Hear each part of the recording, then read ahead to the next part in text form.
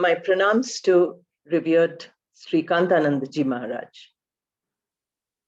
Today we have come to the third topic under self-improvement, and that is motivation.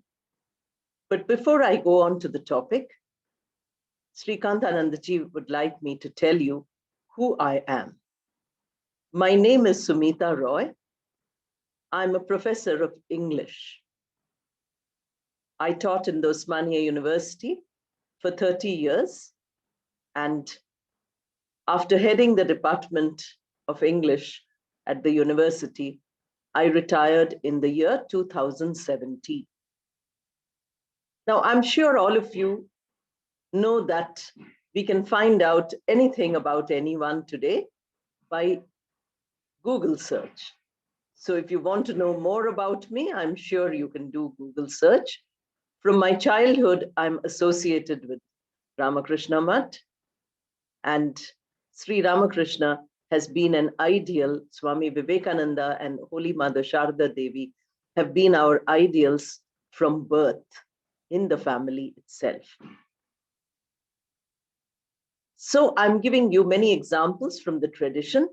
I'm trying to give you examples from outside also.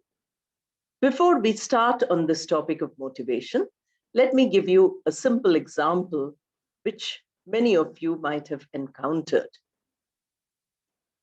You have great desire to do something, and there you find that your commitment to the desire, your reason for that achievement is 100%. A young student, after completing college, makes up his or her mind to appear for an all India examination.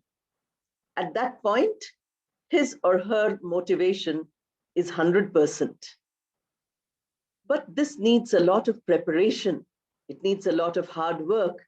You have to devote 6 months of your time and energy and effort to this single examination, getting through which you will get an all India posting.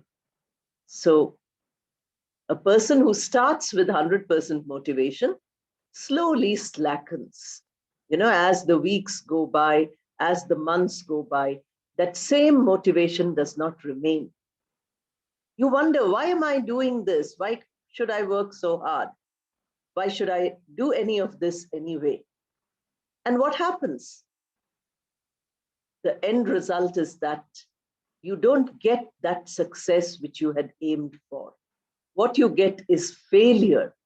And you do not know how to handle failure, because failure also, if you are highly motivated, a failure can be changed into success. In English, we have a saying that failures are the stepping stones to success. That means if you want to reach somewhere, you have to keep stepping, one step, then next step, and then next step. So each of these steps are failures. But then where are they leading you? Each failure, if you encounter, and as I told you, if you assess, if you analyze, in the previous lecture, we had self-assessment. And then what you have? You can find success. So motivation is a sure path of success, not only personal success, not only beneficial for yourself, but it can benefit an entire society, an entire community, an entire nation, because we require people who are motivated. We require people who are willing to work hard and achieve a goal. So any goal orientation requires powerful motivation, which is sustained, which is continued, which is not lost somewhere in the middle. Suppose you are swimming across a river. Halfway in the middle of the river, if you say, I don't feel like swimming anymore, then you will not be alive. You would have lost. Think of your life as this river, which you have to swim across. And unless your motivation continues from the beginning till the end, from your birth till your death, then you cannot really achieve. You cannot really keep yourself safe and happy. So we have the definition of motivation.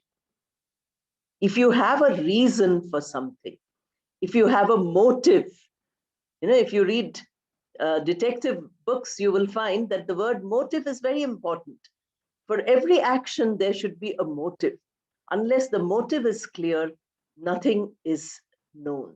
So if you have a reason and if you have a motive, and that motive or the reason should be worthwhile. It shouldn't be any ordinary reason. It shouldn't be any motive which is of no use to anybody. Then this reason or this motive which is worthwhile is called motivation. Suppose the motivation comes to you from outside. People tell you that you are capable, that you are excellent, you can achieve anything you want. That means somebody else is motivating you. You can also motivate others. But remember that that is external motivation. That somebody is all the time telling you that you're good, that you're capable, you should do it. Sometimes scolding or criticism also can act as motivating factors. This is called external motivation. Somebody scolds you or somebody corrects you, somebody tells you what is wrong with you, and that serves as a motivation for self-improvement. Remember, we are talking about the entire umbrella term self-improvement. All these are fragments of self-improvement. You want to improve yourself, then what you need to do is you need to go towards self-improvement by keeping your motivation strong. So external motivation is one, but the most powerful is your internal motivation. Now, when you were small, your parents would tell you, go on, study. Now it is time to study. Please study. Please read this lesson. Work hard. Learn for your exam. External motivation. But unless you had the desire to study, unless you had the seriousness to study, you would never have got through those exams. You would have never succeeded. So the energy has to come from within. The urge, the passion, the feeling that I have to achieve something. This is internal motivation. Internal motivation is most important for us because we are talking about self-improvement. We are not talking about improvement with the help of others. How can I improve myself? How is it that I will achieve improvement for myself? If we can talk about this improvement, then we can say that we are talking about self-improvement. And so motivation coming from within us is a wonderful motivation. Now there is a problem. Usually when we have motivation at the point of beginning, it is 100%. Like I gave you the example at the beginning. When we start any job, when we start any activity, when we start doing a particular project, motivation is very high. But as time goes on, sometimes the motivation becomes lesser and lesser. That means our interest is decreasing. We cannot find any involvement, any interest in this.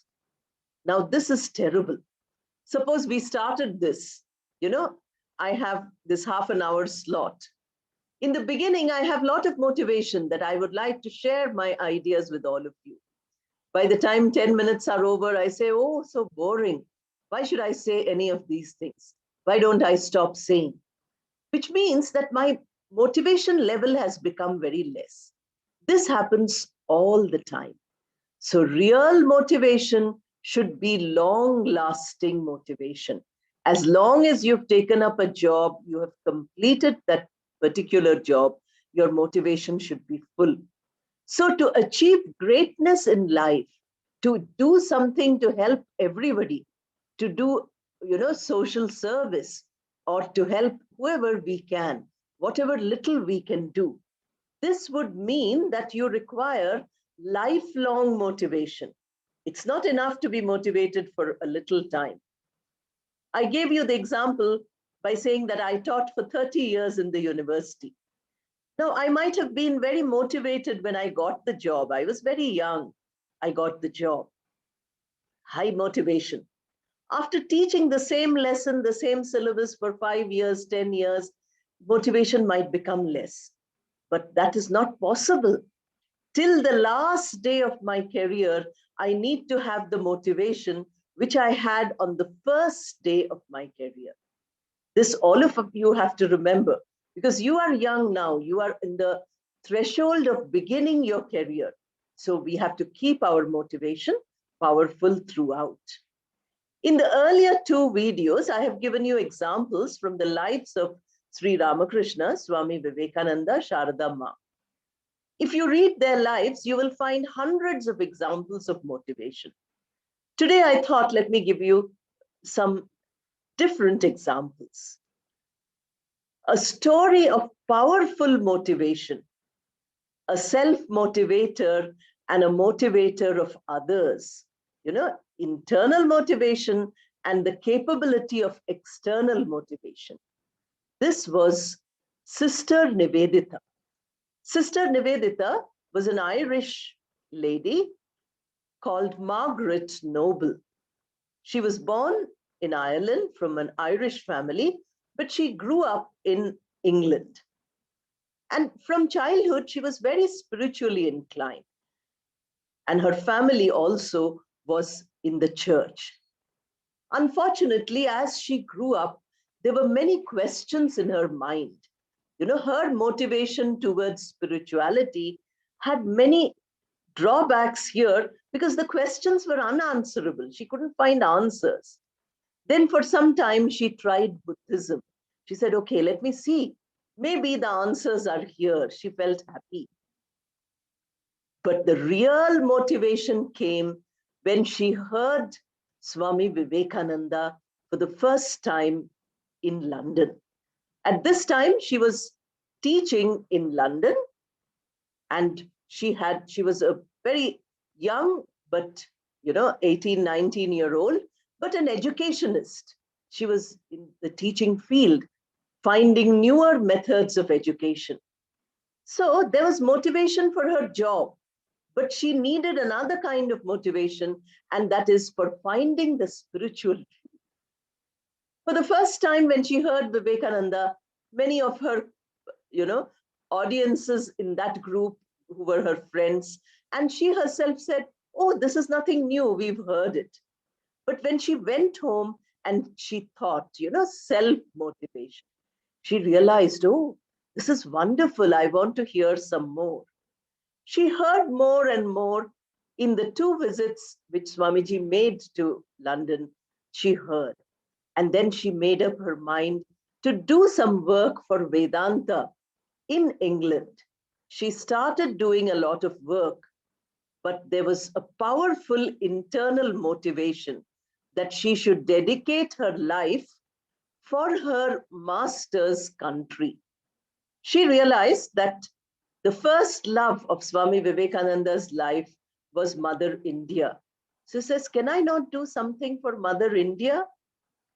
Now, external motivation stopped. Swami Vivekananda tried to stop her. She said, this is a difficult place. India climate is not suitable for you. Indian lifestyle is not suitable for you. Acceptance in India, because we were ruled by the Britishers at that time. Anybody coming from England or from UK were looked at suspiciously. They were treated as outsiders because they were oppressing Indians. They were not allowing freedom to Indians. They said, you will have a problem. Don't come, do the work from there. But look at Nivedita's internal motivation. She did not lose it. It took a very long period of time for her to convince Swami Vivekananda that she should come and work here. So at the end of the century, finally, she got permission. She said, okay, you can come, fine, please come. She was willing to accept all the difficulties, the food, the interpersonal relationships, the climate, the language, the lifestyle, everything was totally strange to her. But she adapted beautifully. Motivation. And till the last breath of her life, she also passed away when she was in her 40s. She served India by motivating Indians. She was highly motivated herself to collect money for her school. She wanted women's education. That was the work her guru gave her. So for women's education, she needed money. And her motivation was so powerful that she would write books nights out without sleeping, give lectures all over India and the world to collect a little money for Nivedita school. And that school is there even today.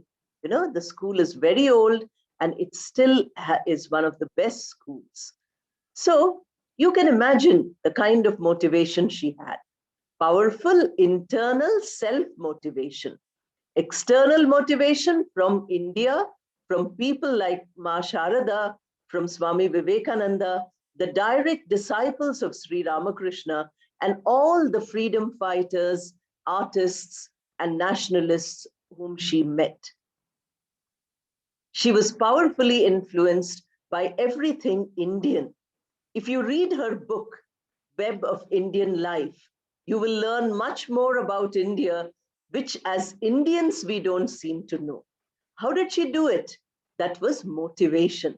That is why I gave you this example. Then she motivated artists. She told Indian artists that revive Indian art. Why do you copy from the West? She motivated nationalists. It says, first of all, love your country.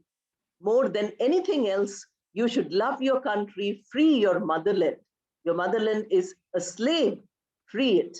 Then she also motivated scientists, you know, the Sir Jagadish Chandra Bose, great scientist, but not recognized because he belonged to a slave nation, a colonized nation. It was Sister Nivedita who helped. These stories, when you read, you find out about motivation. Then we have another example, Mahendranath Gupta, who calls himself M and who wrote the Gospel of Sri Ramakrishna. If you get a chance, you can read the Gospel. It is like any drama. You know, there are songs and dances and everything. It can be made into a real nice drama. And who wrote it? It was written by a headmaster, Mahendranath Gupta, who was a devotee of Sri Ramakrishna, but highly motivated. He could not go often because he could only go on the weekends. Usually, if we work the whole weekend, we want to enjoy. He didn't do that.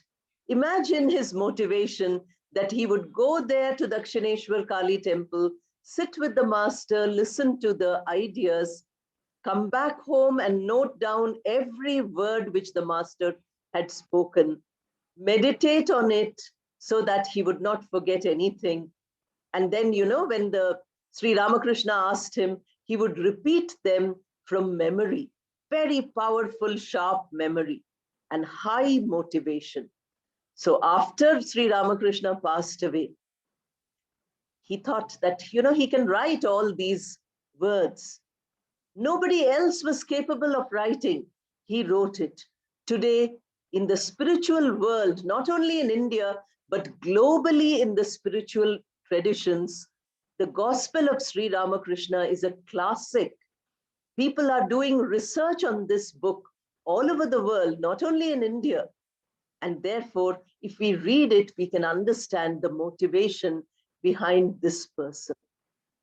I'm sure all of you know the story of Ekalavya, you know, in the Mahabharata. And his motivation, he wanted to become an archer. The teacher refused. The teacher said, no, I cannot give you external motivation.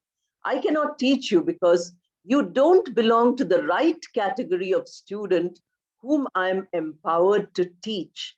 Therefore, I cannot teach you. Ekalavya, did he lose motivation? You know, if somebody rejects us, we usually lose motivation. If somebody says no, then we say, okay, let us abandon this idea. because somebody has said no. But Ekalavya did not do that. His motivation became more powerful when the Guru said no to having him as a formal student. He said, no problem, I can be a distant student, like our online communication these days. I don't need the Guru in front of me. Instead, I can have a picture of the Guru, like we are seeing the virtual image. As you hear a speaker, you can see the speaker's image. So Ekalavya made that statue of his Guru, and then he started practicing. He became excellent because throughout the practice, he kept his motivation 100%. But that motivation did not make him an egoistic person. It did not make him an arrogant person. How do we know this? Because his Guru Dakshina also is an example of his motivation. The Guru did not teach, but he did not want him to be better than his favorite student Arjuna. So he said, don't worry, you have taken my name and you have learned. Now, what is your Guru Dakshina? Where is the fees? So what fees do you want, Master? I want your thumb. Imagine, without the thumb, you cannot do archery. Ekalavya's motivation was 100%. Guru Bhakti also needs motivation. So he had such a powerful mind, such powerful motivation that he gave his thumb without thinking for 1 second. And then we find that he never had negatives in his mind. He did not curse his Guru, or he did not feel depressed that he could not become the greatest archer for the rest of his life. All these things did not happen to him. So we can see that real motivation is always positive motivation. Motivation is not something which leads you to becoming weak, or it leads you to disillusionment, disheartenment, tension and stress, or depression, and all negative feelings. This is not motivation. Motivation is something which leads us on the right path. Many stories are there, the children are lost in the forest. Then they are not scared, because fear is a very, very powerful negative motivation. Instead of being scared, they start dropping food particles. Then they say, oh, food is eaten by the birds. Then what should we drop? We will drop some stones. So finally, they are found because they had the motivation to drop these stones. So if you look at the lives of great achievers, if you are fond of sports, look at the achievers in sports. If you're fond of movies, look at the achievers in movies. If you're fond of literature, look at the achievers in the field of writing. Any field you look at, great political leaders, great historic figures, great scientists, you will find one aspect common in all of them, and that is motivation. Therefore, for us to improve ourselves, we need to constantly monitor our motivation. We need to see that we keep ourselves always powerfully motivated. The moment the motivation is dying, we should instill some more energy. It is like giving some petrol to the car, some fuel to the fire, so that the motivation keeps burning. It is like the boiling milk. Often this example is given, that we say milk is boiling, but milk is not really boiling. It is boiling only because of the fire under it. You put off the fire, the milk stops boiling. It is like that. Our internal motivation is that fire. As long as it is there, we find that we can be motivated. The moment the fire is removed, that passion, that energy, that commitment, that seriousness, then we find that we are demotivated. Now, why should we have motivation? I'll tell you a few points. Why and how and what type of motivation, and then what is the outcome of motivation. These will all help you for your self-improvement. Of course, as I told you, everything comes with practice. Listening is only step one. Listening means we are gathering some ideas. It's like collecting some seeds. You want to make a field, you want to cultivate something or prepare a garden. You go around collecting all the seeds possible. So look at all the ideas of motivation, listening to people talking about motivation. You turn to YouTube, you will find hundreds and thousands of motivation talks, motivating lectures. You hear people who do not have arms, who do not have legs, who do not have anything, and then they are achieving great things. That is motivation, the outcome of motivation. That is what I will tell you. And finally, talk about a few strategies, how we should be motivated. So when we are talking about why should we be motivated? To achieve any goal, we require motivation. Whether the goal is simply that, tomorrow morning I should get up early and go for a walk. That also needs motivation. Because in the night you think I'll go for a walk. Morning you say, oh, let me sleep. Why should I ever walk? This is what happens to us. We promise our friends that we will go, all of us will go out together. Then exactly at the time, we say, no, I have other work to do. So why should I go out with my friends whom I meet every day? So even if it is something enjoyable, something lighthearted, we need motivation. If it is something serious, getting through an exam or passing, your interview, all these things need motivation. Now, to make the best use of your abilities, you need motivation. You are very good. Suppose you're a very good artist, but then unless you practice, your art will be lost. For 20 years, you don't touch a paintbrush, then you would have lost your talent. You're a very good singer. Remember that you will have to sing regularly every morning. It's called, practice or riyaz. Unless you do it every morning, you will not remain. Your capabilities will not remain. So who wants to do it every day? It's very difficult. What does it require? It needs motivation. So even habitual actions need motivation. Some people are very reluctant to do simple things like brushing teeth, having bath, etc. There also they need so much motivation. Somebody has to keep telling them, or they have to keep telling themselves that now it is time for my bath, now it is time for my puja, now it is time for me to go out, like that. So for every point, your capabilities, your jobs, your work, everything depends on motivation. Then to help people around you.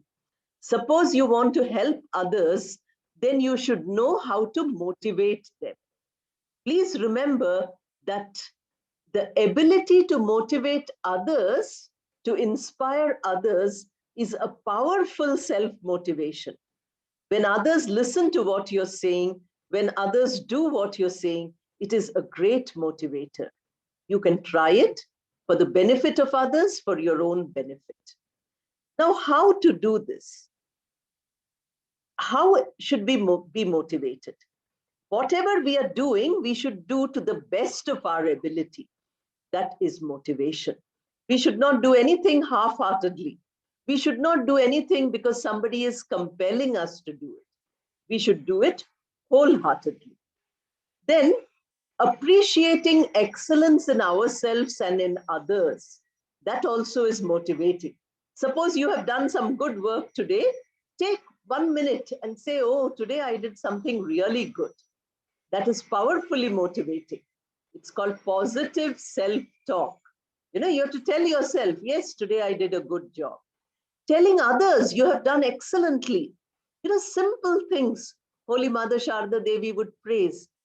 Only people would buy, 1 rupee or 2 rupee worth of things. She would say, oh, this is the most precious, the most valuable thing for me. Praising others, highly motivating for others. Now, for types of motivation, we can look at our purusharthas. We have dharma, artha, kama, and moksha. Dharma and moksha are on two sides. Artha and kama are in the middle. So that is the easiest achievable. Powerful motivation is money. Somebody is paying you a salary, you feel like working. If they increase your salary, you feel like working some more. If somebody gives you good pocket money, you feel that, yes, I want to love this person because this person gives me a lot of money. So artha, lot of motivation. Desire, fulfillment of a desire is highly motivating. You want something, you get it, your motivation is very powerful. This is what you realize. But then remember that neither artha nor kama, neither money nor desires is correct, is legitimate, or is acceptable unless you have dharma and moksha. Dharma is values, keeping your values, keeping your correctness, keeping the right path. If you get that, if you get money or if you get your desire, then that is correct. Because boundary wall is there. Dharma and moksha are the boundary wall. And what do you want finally? You want spiritual elevation. You want to become a better human being. We are talking about self-improvement, not only the physical self-improvement, the mental self-improvement. We are talking about the spiritual self-improvement also.